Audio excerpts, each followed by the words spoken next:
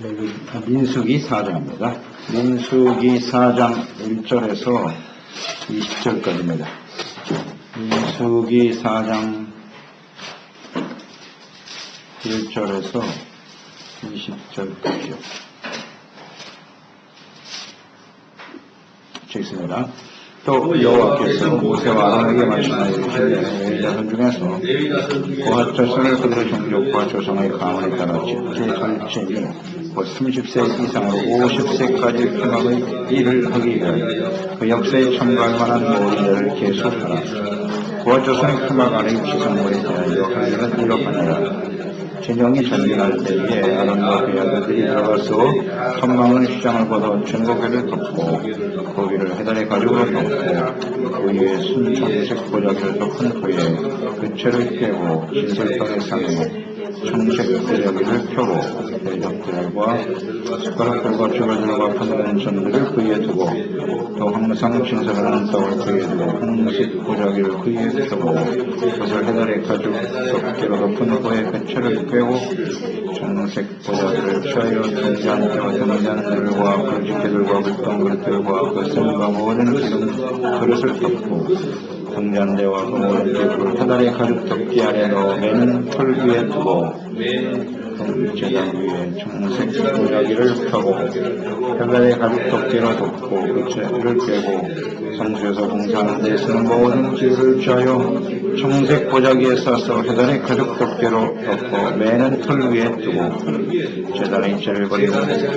제단 위에 저색 보자기를 펴고 봉사하는 데 쓰는 모든 기구 곧 부러움기는 그릇들과 고기 갈고리들과 부석들과 대야들과 제단의 모든 기구를 펴고 해달의 가죽 덮개를 고리에 덮고 그 채를 뗄 것이며 진영을 떠날 때에 아론과 그의 아들들이 성소와 성소의 모든 기구 덮는 일을 마치거든 고핫 자손들이 와서 낼 것이니라.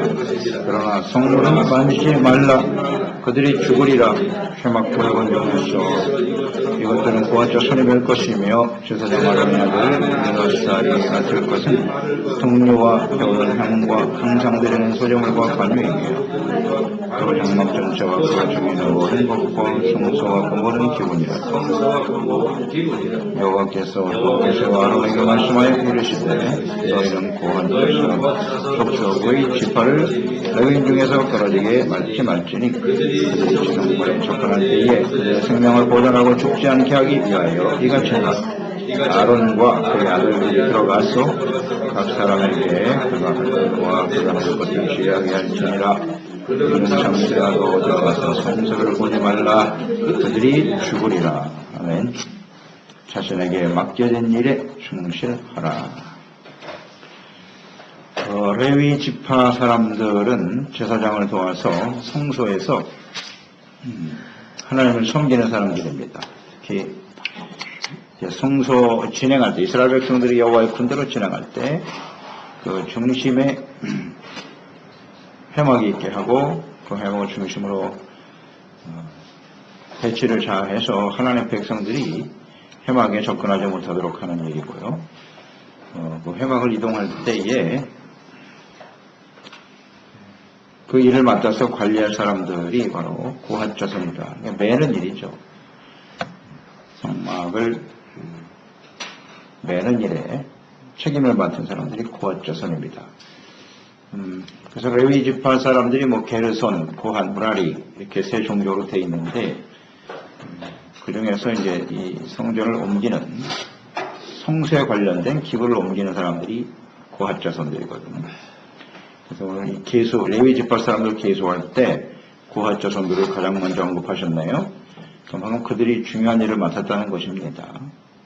그럼 왜 하필이면 고핫이냐? 게르손이 장자고 고핫이 차자잖아요. 장자에게 맡겨야 될 것 같은데 고핫 자손에게 맡겼다. 그건 하나님의 뜻입니다. 그러니까 이 하나님의 주권과 계획과 뜻에 따라서 정확하게 일을 맡아서 해야 해요. 우리가 진행하는 과정에서도 봤죠. 왜 하필이면 유다냐? 하나님이 유다를 선봉으로 세우신 거예요. 나머지 하나님이 배치하시는 대로 정확하게 배치가 돼서 그 자리에서 일을 해야 되는 거예요. 내가 앞장서고 싶다. No. 그렇다고 해서 되는 게 아니에요. 하나님의 정하신 대로 움직여야 돼요. 왜 구원시 그걸 매야 되느냐? 그건 하나님의 뜻이에요. 그대로 순종함에 따르는 것이 이스라엘 공동체고 하나님의 백성들의 삶인 거죠.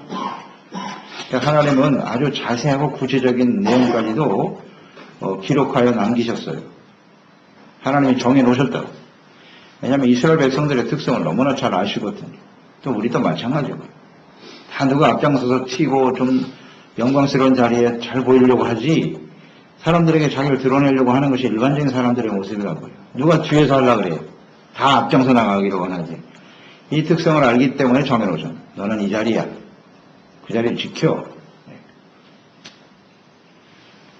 레위지파 사람도 마찬가지 아니겠어요? 다 준곡에 외우고 싶을 거 아니에요.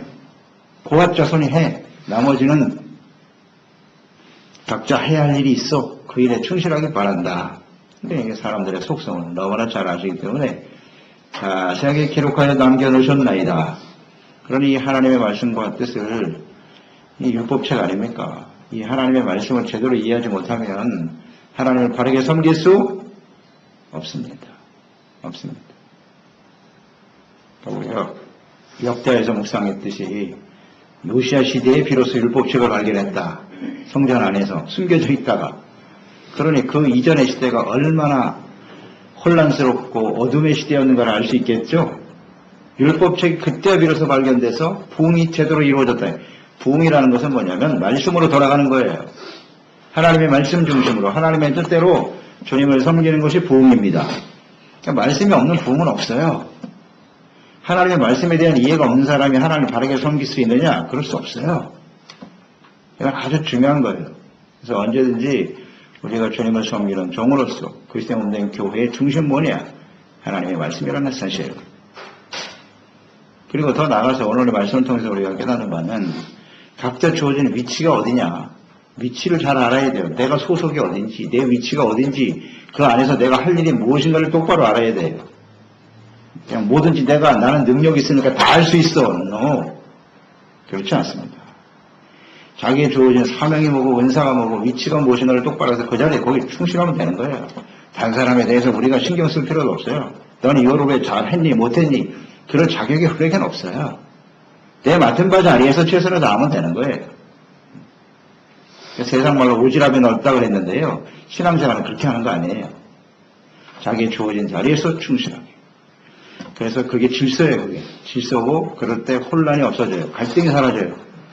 그래서 각자 주어진 대로 하나님 앞에 충실하게 그 사명을 감당하는 사람들이 되어야 하겠습니다. 3절에 보면 혈막의 기고를 매는 일을 맡아 봉사할 사람들의 연령이 나와 있네요. 30세에서 50세까지 정해놓으셨나요? 그러니까 일이 매우 중요하죠. 이게 하나님의 성전을 맡아서 섬기는 일이 아주 중요한 일입니다. 이건 만약에 미숙하거나 실수를 하거나 실패하면요. 그제서 죽임을 당하는 거예요.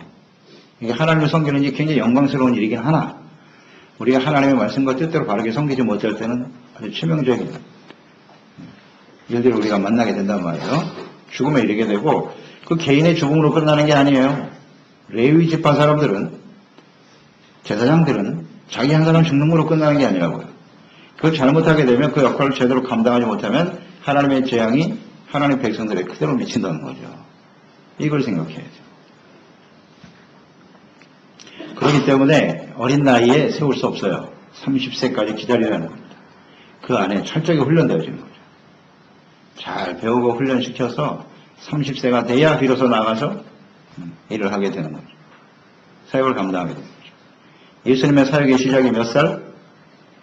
몇 세 공생이 시작하셨죠? 30세. 이게 다 여기에 근거하는 거예요. 하나님의 말씀 편하지 않아요. 왜 하필이면 30세에 공생을 하셨을꼬? 여기 나와 있잖아요. 그게 하나님의 뜻이에요. 그동안에 잘 훈련되어지는 거예요. 준비되었다가 하나님 앞에 쓰임받는 거예요.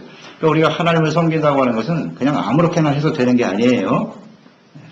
잘 훈련되고 연단이 된 상태에서 해야 합니다.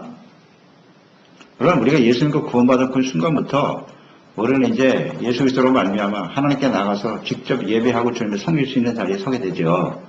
그렇지만 구원받은 그 순간은 갓 태어난 거잖아. 이제 어린아이와 같은 거라고요. 그 제대로 분간도 못하는 사람을 하나님을 섬기라고 내어놓으면 잘못하면 그 일로 인해서 죽어요. 심령이 죽어버린다고요. 그렇지 않아요? 우리 그런 일을 많이 경험하죠. 처음 교회 나온 사람, 아무것도 눈도 못 뜬 사람한테 여기 와서 봉사하시오, 여기서 봉사하시오. 봉사하다 보면 시험 드네. 기선당은 떨어지는 거예요. 신앙도 잘하지도 못하고. 분별할 줄 알아야 된단 말이에요. 자, 성장해야 돼. 하나님 말씀으로 잘해야 돼. 처음 나오면 말씀으로 잘하는 게 중요해요. 하나님이 어떤 분이신지, 어떤 뜻을 갖고 계신지 잘 가르치는 일에 힘써야 돼요. 이건 제대로 젖도 못 먹는 사람한테 뛰라고 하면 안 되는 거죠. 그래서 30세가 중요해요. 잘 훈련돼야 돼요. 그리고 계속 그 말씀에 보면 나중에 8장에 나오는데요. 25세가 되면요. 이제 성소에 들어갈 수 있게 하셨어요. 30세에서부터 사역을 시작하는 거고 25세가 되면 들어가요. 견습생이에요. 인턴. 그러니까 5년 동안 인턴을 거치게 돼 있어요. 25세에 들어가서 견습생으로 보조하면서 배우는 거예요. 5년 동안 착 훈련받다가 30세가 되면 비로소 정식으로 이 성소에서 주님을 섬기게 하셨다. 이 하나님의 뜻을 아시겠습니까? 그 일이 너무나 소중하고 중요한 일이기 때문에 잘 훈련되어지기를 주님은 간절히 원하시는 거예요. 그게 아버지의 마음이에요. 엄중하고 중대한 일이다. 함부로 할 일이 아니다. 그래서 잘 가르치시는 거고요. 이제 50세로 또 제안을 하셨어요. 50세가 넘으면 아무래도 체력적인 한계가 있겠죠. 물건들을 메고 이렇게 해야 되는 일이고 또 그 많은 재물들을 다 관리해야 되는 그런 일이기 때문에 체력적인 한계가 있을 것이고 그래서 이제 50세로 정해놓으신 거예요. 젊은 사람들이 나와서 그 일을 할 수 있도록. 이제 50세가 넘으면 훈육의 책임이 있는 거예요. 훈육을 잘 가르치고 사람들에게 권면해주고 훈련시키고 그 일을 해야 되는 거죠. 그래서 하나님께서 나이를 이렇게 정해놓으셨다. 이렇게 보면 되겠어요.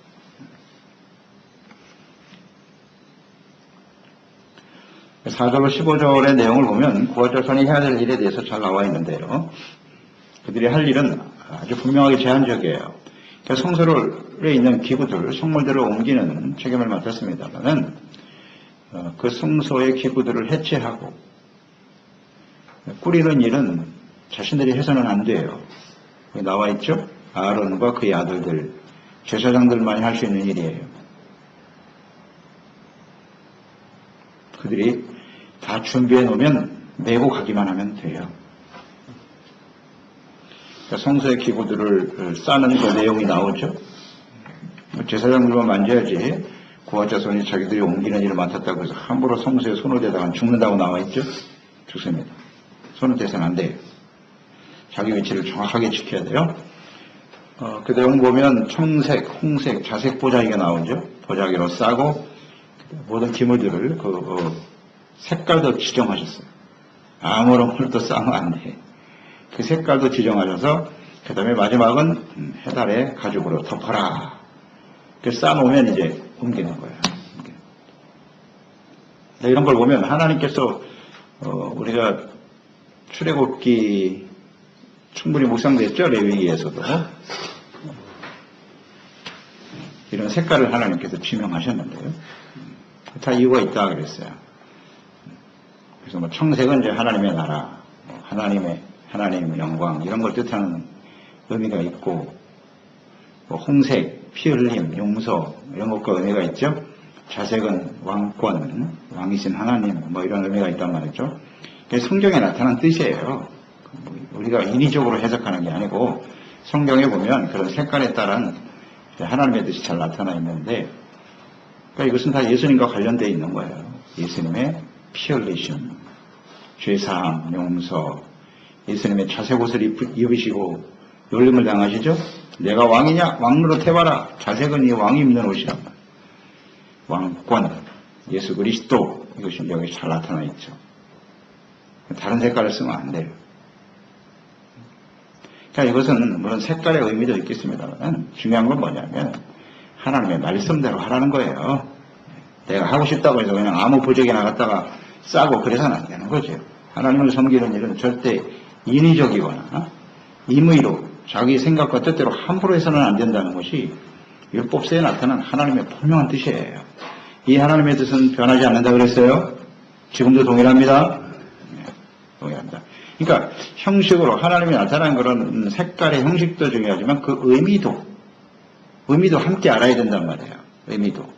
그래서 예수님께서 마태복음 23장 23절 하신 말씀이잖아요. 바리새인과 유대인들에게 11조를 드리고 너희들이 하나님을 섬기는 모습이 있는데 그런 내용은 버렸다 너희들이 의와 인과 신은 버려도다. 그러나 이것도 저것도 다 버려서는 안 된다 그랬어요. 형식도 중요하고 그러나 그것을 왜 해야 하는지 그 의미가 무엇인가를 깨닫는 것은 더 중요하다. 네. 말씀에 나타난 하나님의 뜻입니다. 그러니까 하나님의 말씀대로 모든 일을 해야 합니다. 제사장들이 자신들이 해야 될 일을 잘 해야 된다는 게 중요해요. 그래서 자신들이 잘 꾸려놓고 그와 자손들에게 맡겨야 돼요. 그런데 제사장들이 좀 귀찮다고 해서 내가 귀찮으니까 그와 자손들 당신들이 와서 싸시오. 안 됩니다. 내가 할 일을 게을리하고 그것을 그와 자손에게 맡기면 죽는 거예요. 그런 겁니다. 게을러서도 안 되고 뭐 귀찮아서 누구한테 맡기는 일도 안 되고 내가 할 일은 내가 해야 되는 거예요. 언제든지. 이게 중요하고요. 해달의 가죽으로 덮어라 그랬어요. 이게 한 겹, 두 겹, 세 겹 이렇게 덮는데요.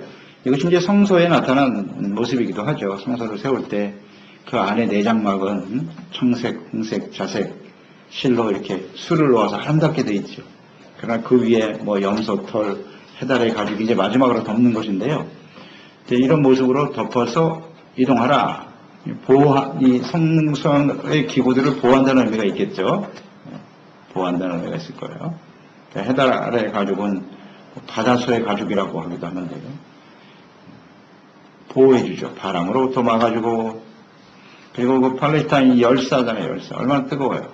그거 막아주고 거기서. 그런 역할이 있는 거예요.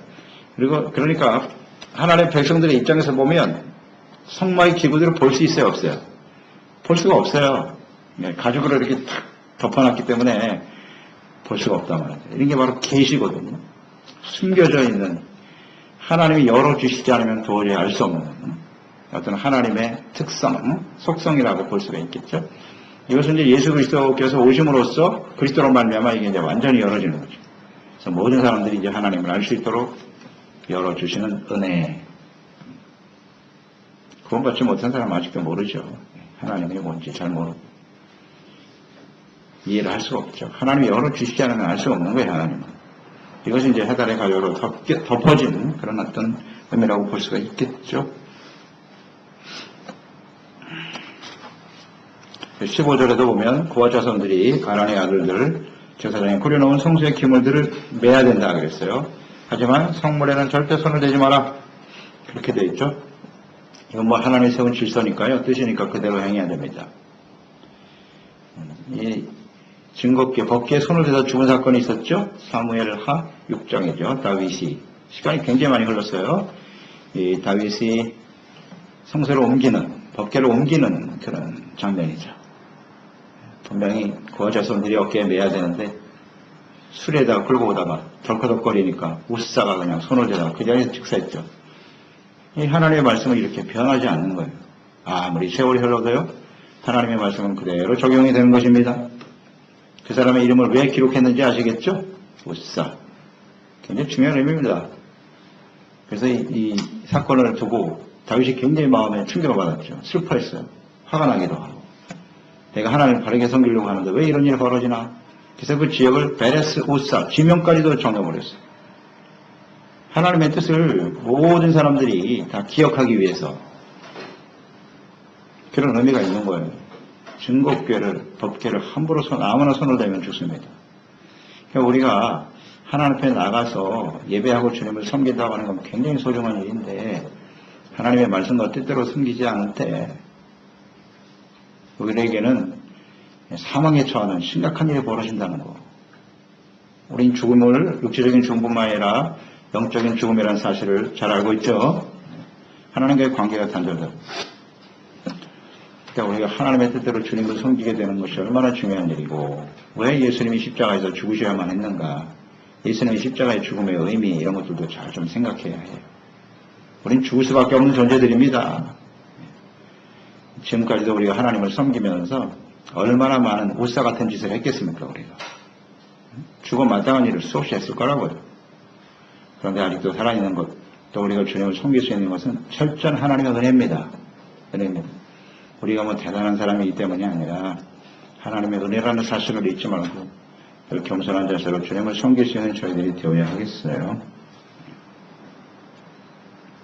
18절, 20절의 내용을 보세요. 그와 자손들이 할 일을 정확하게 구분해 주셨어요. 아론과 그의 아들들의 지휘 감독하에, 이게 중요해요. 지휘 감독하에 그와 자손들이 그 일을 감당하도록 하셨어요. 이것이 하나님이 세운 질서예요.